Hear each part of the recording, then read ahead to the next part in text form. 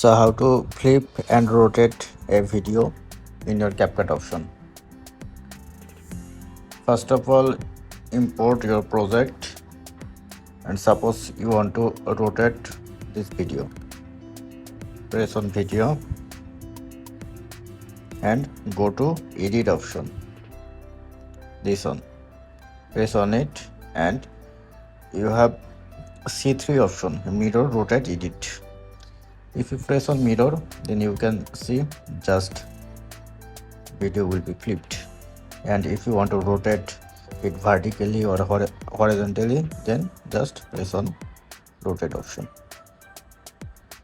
And crop, you can select your desired option also by cropping this one. If you press on this right, then it's already cropped, and if you want to reset it, press on reset.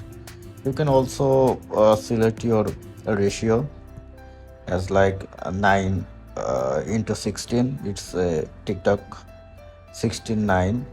It's for YouTube 1:1.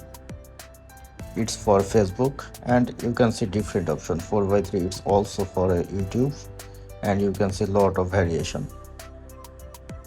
And if you want to free size, then you can select free and make it as your area.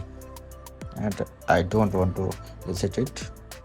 This is how you can easily reset or